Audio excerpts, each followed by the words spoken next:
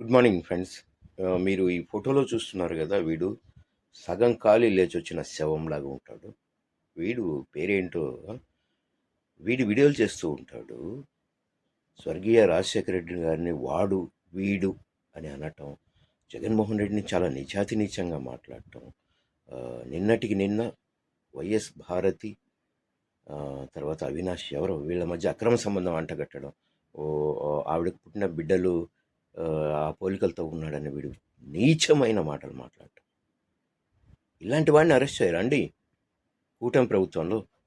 నోరు జారినందుకు ఎవరెవరినో యూట్యూబర్స్ని అరెస్ట్ చేస్తున్నారు, అక్రమ కేసులు పెడుతున్నారు. వీడి జోలికి పోరా? పైగా వీడు ఒక వీడియోలో చెప్తాడు, చంద్రబాబు నాయుడు వీడి వీడియోలు చూసి పిలిపించి వీడికి కొన్ని బాధ్యతలు ఏదో అప్పచెప్పాడట. నువ్వు చూసుకో సోషల్ మీడియాని. ఇలాంటి వాళ్ళని మీరు ఎంకరేజ్ చేసేది?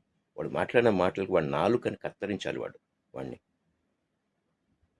అలాంటి వాళ్ళని క్షమించేసి మీరు సమాజంలో గాలికి వదిలేస్తారా మీరు?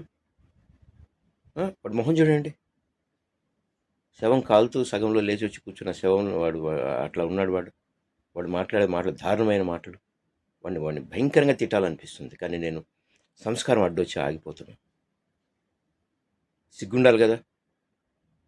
సిగ్గుండాలి కదా డిపార్ట్మెంట్కి కానీ, ప్రభుత్వానికి కానీ, మిగతా వాళ్ళకి కానీ. మీరు మీ బతుకులు